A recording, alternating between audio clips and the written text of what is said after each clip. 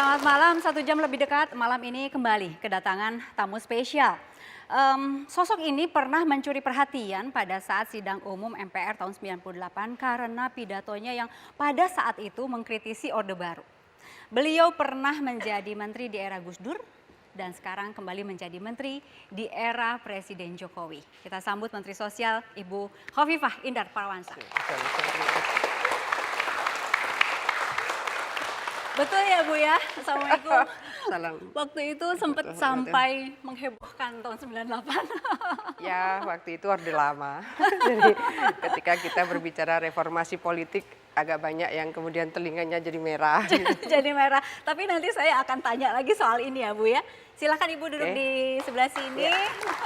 Oke, sekarang Ibu pegang Kementerian Sosial ya Bu ya. Ini ada data dari PBB, pernah dengar nggak Bu bahwa Indonesia ini urutan kelima terbesar dalam hal angka gelandangan.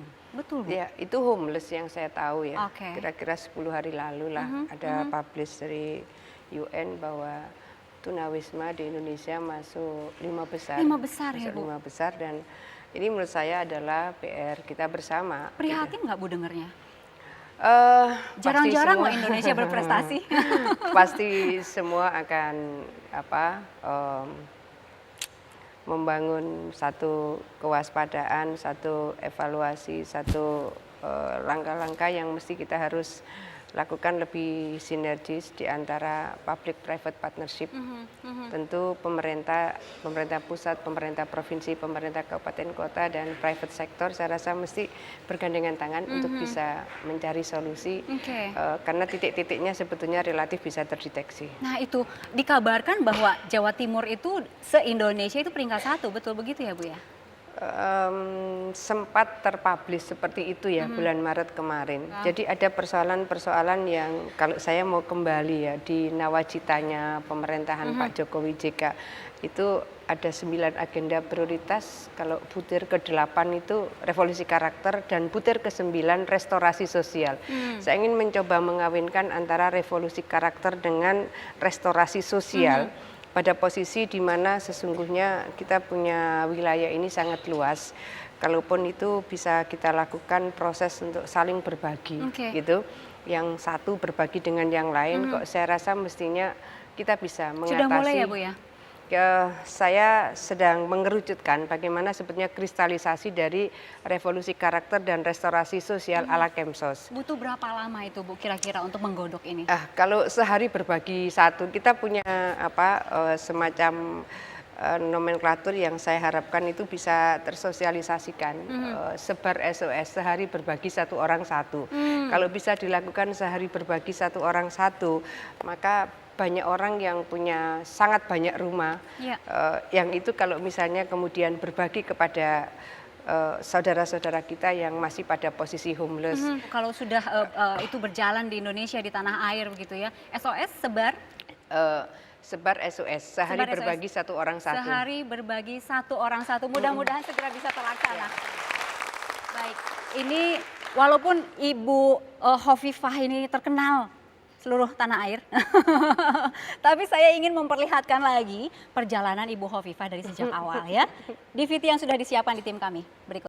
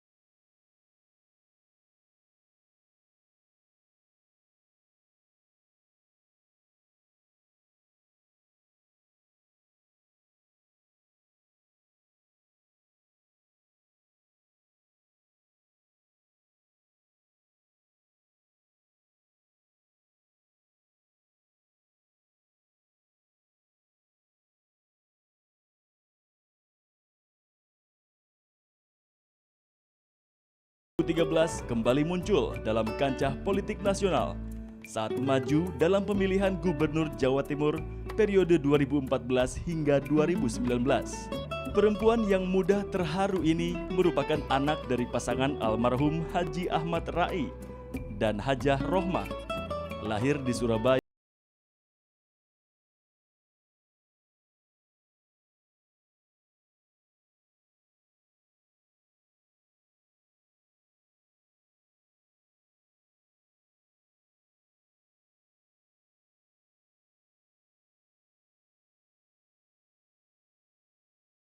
Indonesia. Tidak jarang, Hovifah masih berada di kantornya hingga larut malam.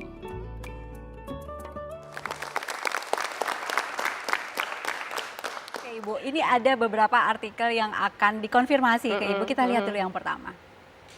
Ini, harga BBM naik, jumlah penduduk miskin bakal meningkat. Nah ini kaitannya dengan Kemensos dong ya, Ibu. Kementerian sudah siap berarti dengan urusan dampak jumlah penduduk miskin ini yang bakal meningkat.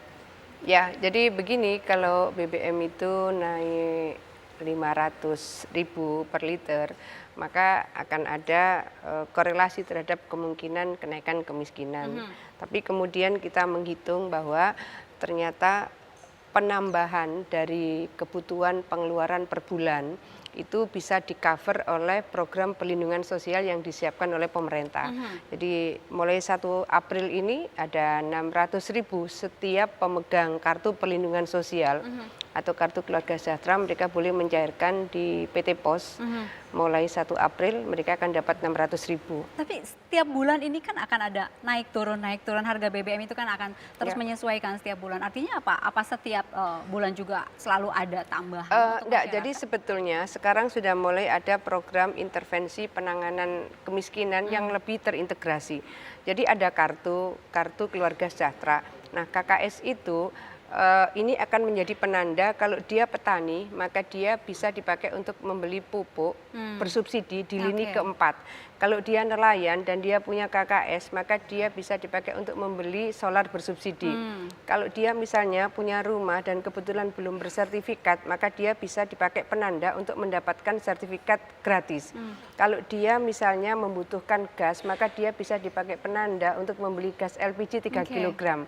Jadi sebetulnya intervensi program dari benefit yang dimunculkan dari kartu keluarga sejahtera itu sudah cukup banyak. Dan distribusi kartu sudah semua masyarakat yang tadi sebutkan, ada nelayan, ada untuk petani, 15,5 juta sudah. semua. 15,5 juta itu sudah. Kita sekarang punya buffer 500.000 dan 340.000 lagi untuk penyandang masalah kesejahteraan sosial. Jadi sebenarnya ada buffer 840.000. Kalau kamu di hotel, kamu tidak tahu siapa yang ketuk pintu dari luar, maka sekarang pulang.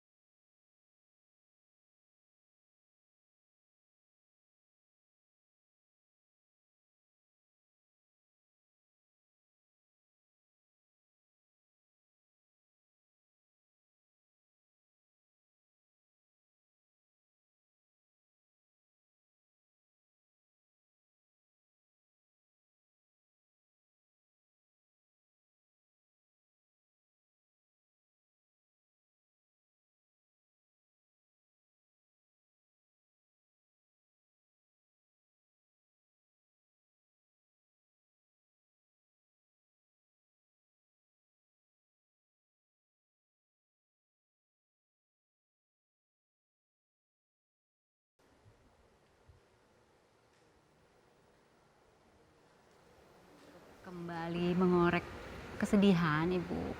Tetapi kita ingin mengetahui seberapa indah kenangan Ibu dengan Bapak.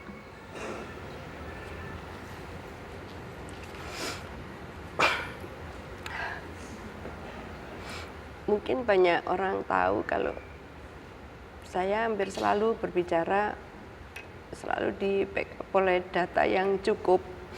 Pada saat itu tidak semudah seperti sekarang, kita bisa dapat data dari internet, ya kita googling dengan inisial apa sudah keluar semua. Hari itu kalau kita mau dapat data kita harus ke BPS, dan di BPS kita tidak mudah mendapatkan data yang kita butuhkan. Suami saya punya support yang luar biasa. Saya seringkali ke DPR membawa koper itu bisa 2 kertas koper itu, karena yang satu itu adalah buku-buku yang isinya data-data. Kita bisa bayangkan selalu data-data itu bukunya tebal-tebal dari BPS, dan selalu suami saya support untuk itu. Saya rasa tidak mudah bagi seorang perempuan untuk bisa menjalani karirnya kalau tidak disupport oleh keluarga, ya. Itu Bapak sangat mengkhawatirkan keselamatan Ibu pada saat habis menyampaikan pandangan umum di MPR ya Bu ya, sampai Ibu nggak boleh nginep di hotel gitu. Suami saya tahu bahwa ada hal-hal tertentu yang harus dilindungi dari istrinya.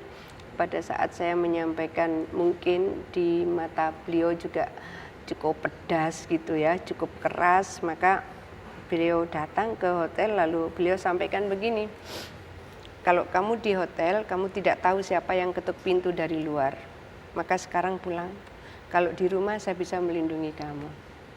Itu yang beliau sampaikan. Jadi support saya ke politik luar biasa.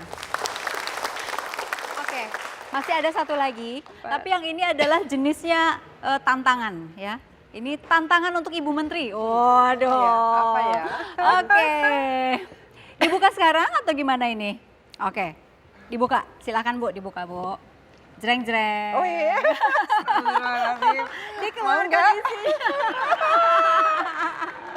Oke, kalau mau diperlihatkan ini adalah es mambo ya Bu ya? Iya. Oke, silakan Bu, ini tantangan dulu. Boleh, itu gimana boleh. jualannya nih Bu? Ayo dong. Boleh sambil Boleh enggak, Pak? turun. Ayo, Pak. Ayo, Pak. Yeay. Mari, Pak. Oke. Boleh ya? Boleh. Ya. Ayo, nggih. Iya, ada. Ya, dan jualannya langsung habis. Kalau Iya. dulu gimana tuh Bu? Zaman usia berapa dan menjajakannya tuh seperti Ibu itu? Zaman saya SD, sekampung saya itu belum ada yang punya kulkas. Oke. Jadi saya kalau mau dapat es, saya harus di kompleks perumahan dosen YIN. Rumah saya kebetulan bersebelahan. Nah, di situ ada yang memang menyiapkan, saya rasa tidak begitu termosnya. Termosnya agak panjang. Saya biasa ambil aja gitu, saya ambil terus saya jual sambil saya obak sodor. Oke. Jadi saya main obak sodor, saya taruh aja termos, nanti orang yang mau beli gitu dia akan hof beli hof gitu, hof tuku hof gitu. Nanti saya berhenti sebentar lalu saya tinggal lagi main obak sodor. Jadi saya bawa itu. Silakan Bu. Ya. Memang untuk bantu keluarga atau emang Enggak. Saya anu saja. Menikmati aja gitu. Ada sesuatu yang orang butuh es, tetapi tidak ada penjual, kan kayak gitu enggak mudah. Itu untungannya itu Ibu pakai buat apa? Saya tidak hanya itu, saya suka misalnya karena orang tua saya itu punya lumayan lah ya. Padi itu kalau sudah selesai dipanen, sisanya itu pasti masih banyak.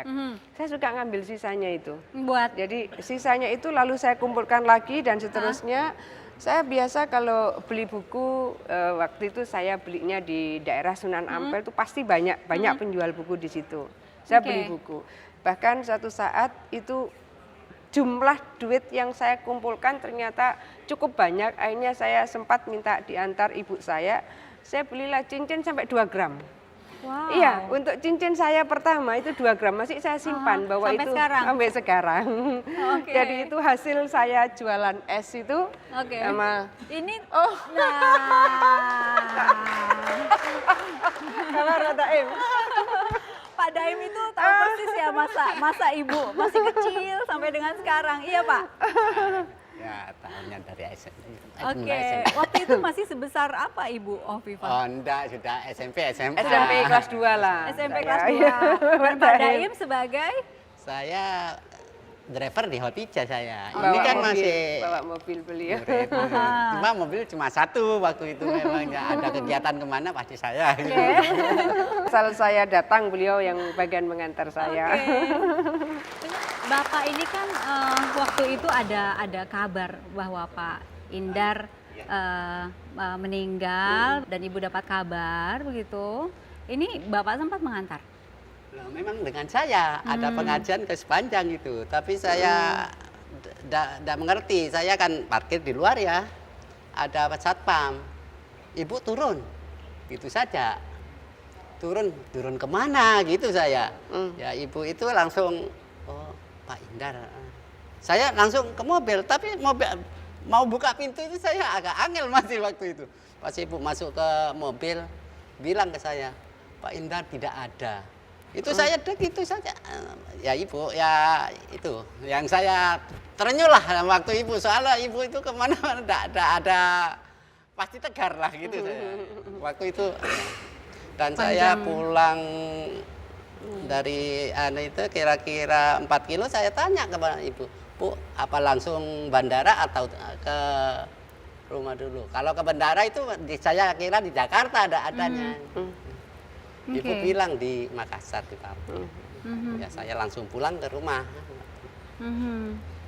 Baik. Saya Iya. melihat bahwa ada sesuatu yang kalau saya ditanya orang, apa betul Gus Dur wali? Saya bilang betul. Buktinya saya bilang.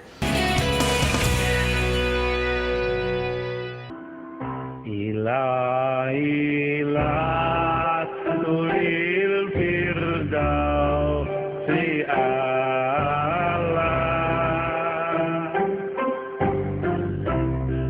Fala aqwa ala naril jahimi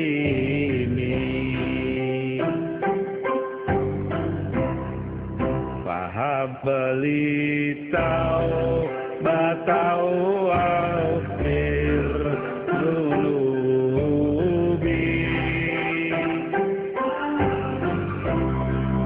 Fa innaka ghafirul dzambil azimi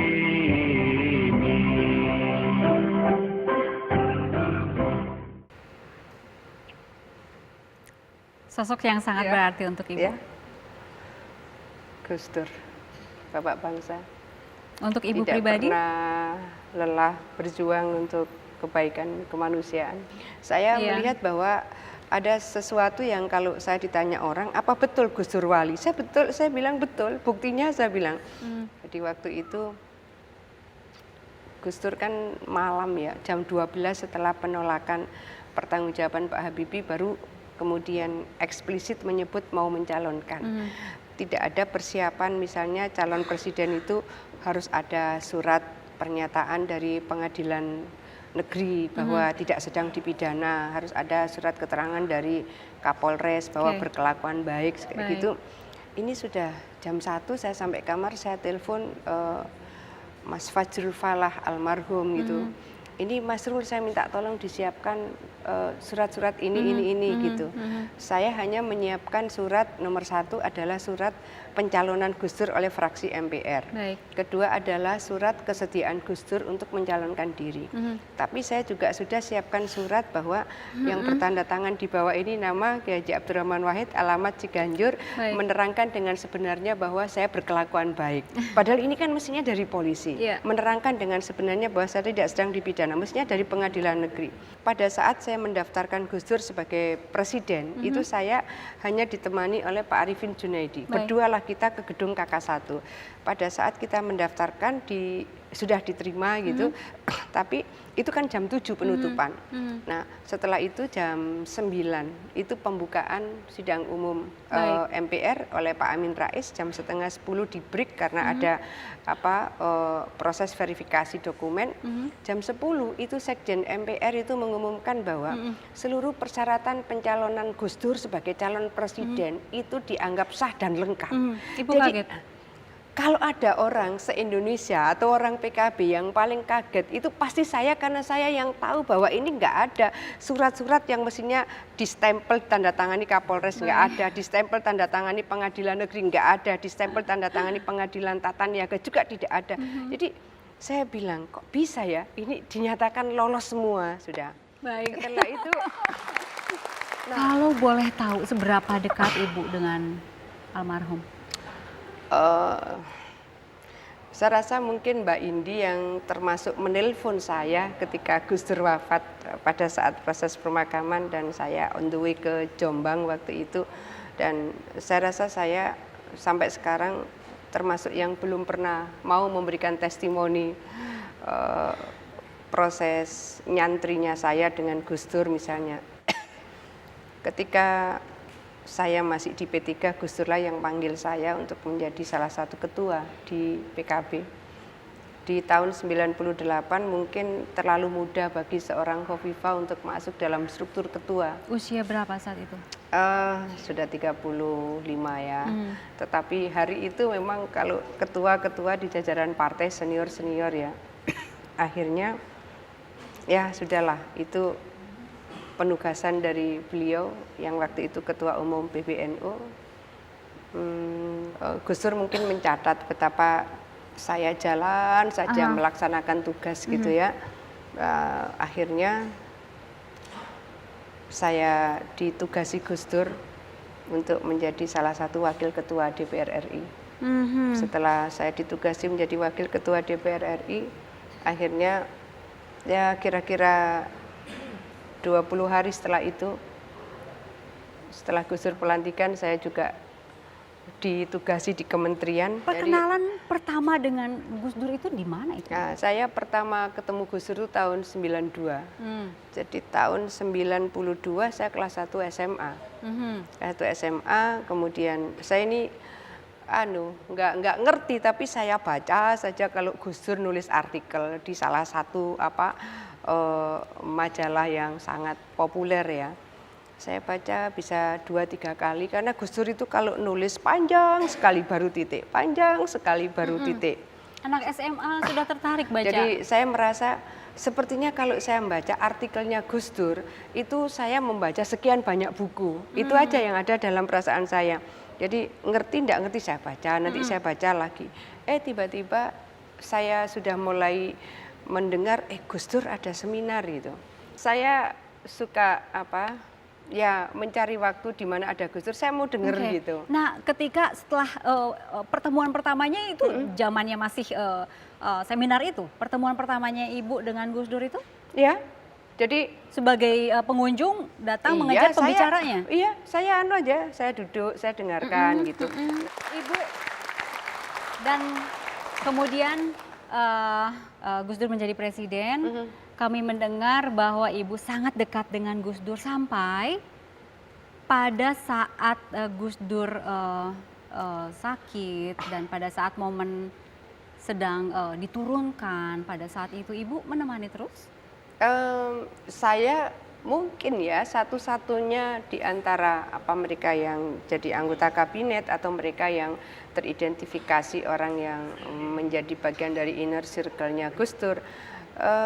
Saya rata-rata sebelum subuh sudah sampai istana, hampir tiap hari. Dari rumah jam berapa berarti itu, Bu? Ya enggak pakai jam-jam, pokoknya sebelum subuh saya sampai istana. Biasanya saya sholat subuh di istana, kemudian saya ikut menemani Gus Dur jalan pagi. Nah, biasanya kalau Gus Dur jalan pagi itu syiiran seperti yang tadi itu. Ilahi lastulil firdausi ahla. Setelah itu terus Gus Dur menerjemahkan. Biasanya dulu yang menikmati jalan pagi sambil menelaah syiirannya Gus Dur itu Pak Wimar Witular. Pak Wimar dulu bilang, Gus Dur kalau saya sering jalan pagi, yang sekuler pun bisa jadi ideolog gitu. Karena Gus Dur hafal itu 2000-an syiiran Abu Nawas itu. Terus gitu tiap hari dibaca, diterjemahkan, dibaca, diterjemahkan. Jadi sebetulnya proses pembelajaran pengenalan terhadap diri Tuhan dan lingkungan itu secara langsung atau tidak langsung mereka yang ikut jalan pagi itu pasti akan tertular gitu. Pada saat Ya. sakit juga Ibu mendampingi terus? Saya termasuk yang rutin lah, saya termasuk yang rutin sowan, dan pada saat beliau sudah mulai sakit, saya 3 kali dipesan Gus Dur, beliau sampaikan begini, Mbak, kalau nanti saya ini meninggal, kata Gus Dur, tolong ya di batu nisan saya itu ditulisi The Humanist Died Here. Jadi itu 3 kali, pesannya ini sama. Pada saat itu saya mikir, oh Gus Dur ini sebetulnya lebih senang disebut sebagai sosok humanis. Akhirnya itu ditulis? Belum, tapi saya sudah sampaikan kepada Mbak Inai karena memang belum dikijing, makamnya belum dikijing. Baik. Ya. Oke. Taman safari politik itu indah kalau ada yang hijau, ada yang merah, ada yang kuning. Kalau hijau semua juga nggak bagus. Ini saya harus kembali ke awal lagi, awal karir politik Ibu nih. Sidang umum yang pertama bukan kan? Sidang umum tahun... Pertanyaannya adalah, ini Ibu mulai mencorong namanya, kelihatan dan mencuri perhatian pada saat sidang umum MPR tahun 98. Iya. Memang sudah diniatkan bahwa pada sidang umum itu Ibu akan bicara ini. Memang sudah. Enggak. Jadi hampir semua partai saya rasa ya, hari itu kan hanya 3 partai saja. Kita yang menjadi jubir itu ya jubir gitu, karena jubir kan hanya membaca naskah yang disiapkan oleh partai. Pada saat itu saya diminta untuk membaca naskah itu. Kita kan ketat sekali untuk waktunya, lalu biasa dulu di P3 itu sebelum kita masuk ke forum itu betul-betul kita membaca di pleno dan orang akan memberikan kritisi dari apa yang kita baca, pelafalannya, intonasinya, suaranya dan seterusnya. Tiba-tiba di sebuah pleno di mana saya harus membacakan itu tidak keluar suara saya. Jadi tidak keluar tuh betul-betul maksudnya? tidak keluar. Jadi membaca ya tidak keluar, batuk tidak keluar gitu. Akhirnya selesai, ada yang menyampaikan di forum, udah ganti aja daripada besok juga suaranya nggak keluar gitu. Tapi yang luar biasa adalah Pak Ismail Hasan Metarium, ketua umum waktu itu, dan Pak Yusuf Sakir ya, itu ketua fraksi MPR, itu manggil saya, Hof kenapa suaramu nggak keluar? Pak, isinya nggak sesuai dengan hati nurani saya. Kaget beliau. Sudah kalau begitu kamu ganti sesuai dengan hati nuranimu, gitu. Nah akhirnya sudah, sayalah yang semalaman itulah. Saya tulis itu, akhirnya pagi kita baca di pleno, setuju, siang kita bacalah di forum sidang umum. Jadi 90% naskah itu memang saya yang membuat. Disitulah saya menyampaikan begini, ini sebuah proses demokrasi. Kalau orkestra itu aneka macam musik itu berbunyi bersamaan dan diberi ruang untuk berekspresi.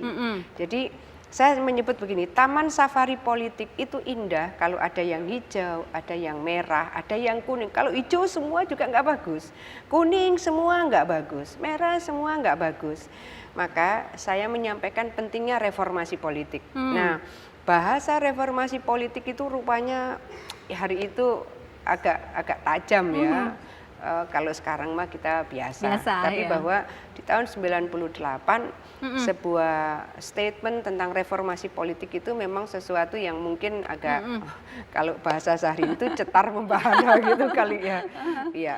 Nah, dan kita harus konfirmasi gitu. Jadi dengan saksi yang pada saat itu juga hadir begitu. Iya. Mungkin mau tengok ke kanan silakan.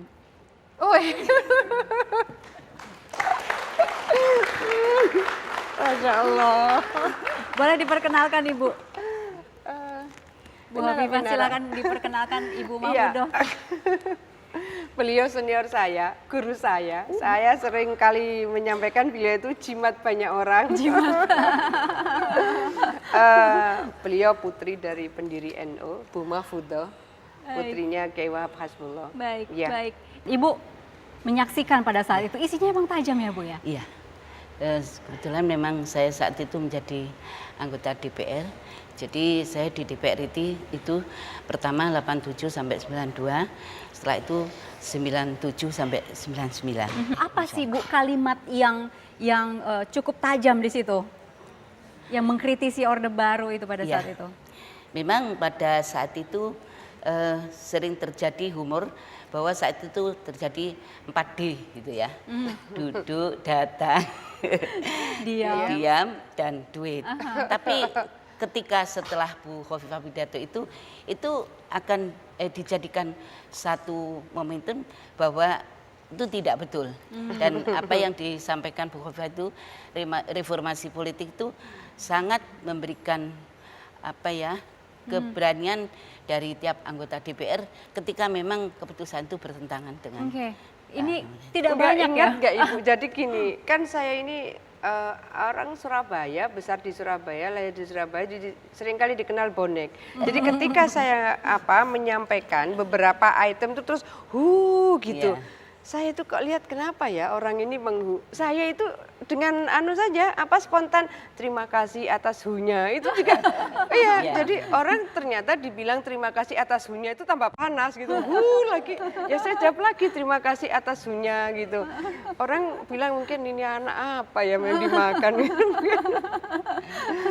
Ini Iya. tidak banyak kan pada saat itu mungkin wanita yang cukup lantang gitu di DPR ya Bu ya? Iya. Salah satu singa Senayan juga nggak waktu itu? Iya, jelas Iya. singa dari P3. Waktu itu ya. Memang sering kali berkata lantang begitu ya Bu ya? Ya, Bu Khofifah itu memang tidak saja di dalam sidang MPR, tapi di dalam pleno fraksi. Memang apa yang dikatakan Bu Khofifah bahwa DPR itu ketika mau menyampaikan pendapatnya itu selalu disampaikan di dalam pimpinan fraksi, maka ditinjau dan dilihat muatan yang disampaikan dan memang ada tim yang membuatkan. Jadi memang apa yang disampaikan Bu Khofifah itu satu gebrakan yang sangat positif. Oke. Ibu, betul nggak Ibu Khofifah ini sempat curhat ke Ibu Mahfudoh bahwa kurang lebih kalimatnya saya tidak tahu, tetapi mungkin pada saat itu Pak Jokowi baru mencalonkan diri menjadi gubernur, tapi kemudian ada semacam curhat lah, jangan disupport begitu atau didukung untuk jadi gubernur karena nanti suatu saat pasti jadi presiden, betul nggak? Ada curhat Ada seperti analisa itu. semacam itu. Masih ingat curhatan ini, Ibu Khofifah? Ya, saya melihat bahwa fenomenal sekali sosok Pak Jokowi. Kalau beliau jadi gubernur, step berikutnya akan jadi presiden. Tapi kenapa ada sampai jangan mendukung menjadi gubernur gitu? Tidak pada posisi itu sebetulnya, Oke. bukan soal Tidak. jangan, tapi bahwa prediksi kalau beliau ini jadi Gubernur. gubernur, beliau step berikutnya akan Ada jadi kesempatan. presiden gitu. Oke. Ini masih banyak cerita sebetulnya dari Ibu Khofifah, tapi kita harus jeda dulu. Oke. Kami kembali saat lagi.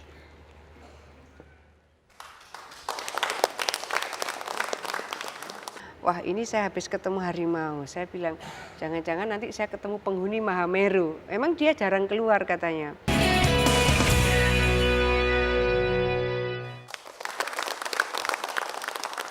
Baik, kita langsung melihat gambar ya. Oke, ada gambar yang diperlihatkan ke hadapan Ibu Khofifah. Ini bayi harimau dan induknya. Iya. Ada cerita apa di balik? Kalau yang Gambar saya ini. pernah ketemu lebih serem dari itu. Lebih serem ya? Lebih serem dari itu, ya. Ketemu di mana tuh, Iya, Bu? saya ini tukang naik gunung dari kelas 2 SMP.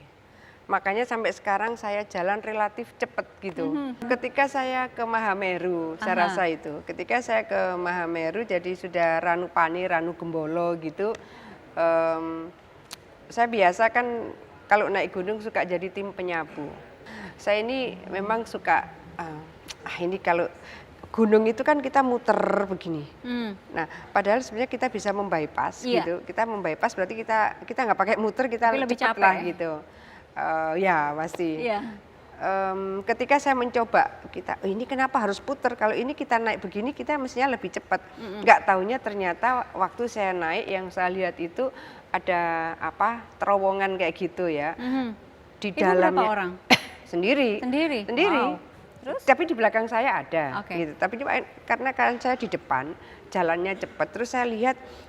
Setelah itu ada lubang gitu, ada lubang, saya lihat, wah ini harimau sama anaknya itu kan nggak salah 5 ekor anaknya sama ibunya gitu. Waduh, kalau sudah kita begitu sendiri, terus di situ itu ada harimau plus anaknya, coba bayangkan, ini kan hanya ada kita dan Tuhan waktu itu ya. Siapa yang bisa menyelamatkan kita? Jadi saya sudah akhirnya mundur, kita nggak bisa berbalik, jangan sampai bersuara. Jadi kita mesti mundur sampai kemudian kita ketemu jalan, akhirnya melingkar lagi. Jadi saya menangkap, wah ini ada perjalanan-perjalanan yang menjadikan saya memang sudah harus lebih hati-hati. Nah, pada posisi seperti itu saya masih dibayang-bayangi oleh semacam wanti-wanti dari senior saya. Hati-hati Hof, kalau ke Mahameru itu nanti kadang kita bisa bertemu dengan penghuni Mahameru gitu. Jadi penghuni Mahameru itu dia masih makan manusia. Jadi memang kita harus hati-hati gitu. Nah, wah ini saya habis ketemu harimau. Saya bilang, jangan-jangan nanti saya ketemu penghuni Mahameru. Memang dia jarang keluar katanya. Akhirnya saya ketemu, wah ini kok ciri-ciri persis yang senior saya bilang. Apa gitu. itu ciri-cirinya, Jadi Bu? Mahameru itu orangnya tinggi, besar, putih gitu ya, bersih wajahnya. Dia hanya pakai di sini ya? Pakai saya merinding. plastik aja di sini, tapi dia bawa celurit bulat putih gitu ya, mengkilat. Mau bilang apa? Kalau kita sudah sendiri, ini kan puter begini, yang penghuni Mahameru itu ke sini, terus sayanya ke sini. Terus? Jalan di gunung itu kan nggak lebar gitu, paling jalan 2 meter gitu. Kalau kita sisipan, ya sudah pada saat itu kan kembali berdoa. Ya Allah saya mau umur panjang, ya Allah saya mau umur panjang, saya mau selamat. Itu saya ingat saya masih sempatkan noleh, di belakang saya ini belum ada lagi teman-teman.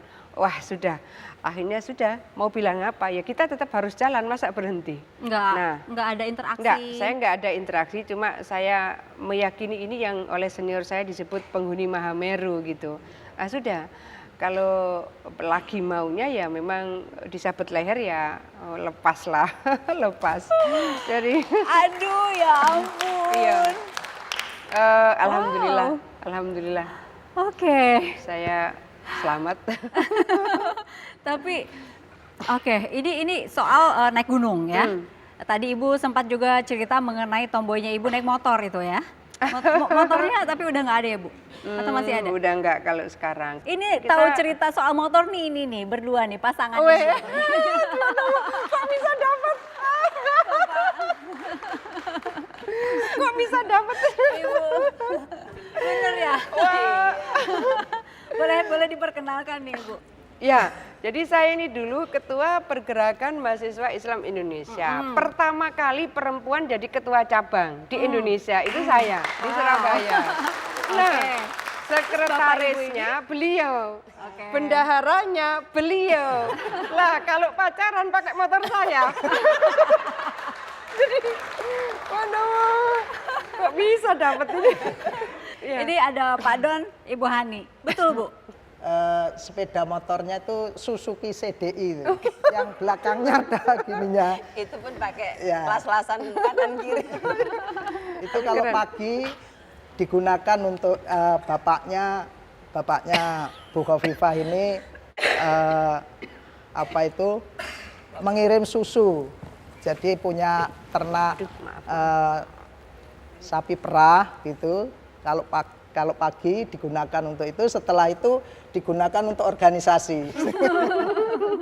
Ini bertiga ini memang 3 serangkai gitu, sahabat waktu itu. Ketua, sekretaris, bendahara. Dan sering apa saja itu selain kegiatan di luar organisasi apa lagi? Ada menarik Bu, proses Bu Khofifah ke Jakarta dan tadi menjadi singa P3 tadi ya dari singa Senayan pada saat itu ingat saya. Jadi dulu ada kegiatan nasional yang dilaksanakan di Surabaya di Hotel Berantas. Pada saat itu yang menghadiri tokoh-tokoh nasional seperti Pak Akbar Tanjung, Pak Insinyur Sarwono, Pak Metarium, Buya, kemudian Pak Matori Abdul Jalil dan sebagainya. Pada saat itu diundanglah mahasiswa termasuk PMII yang hadir kami sama Bu Khofifah. Pada saat itulah Bu Khofifah ini banyak menyampaikan pemikiran-pemikiran yang mendasar tentang kebangsaan pada saat itu.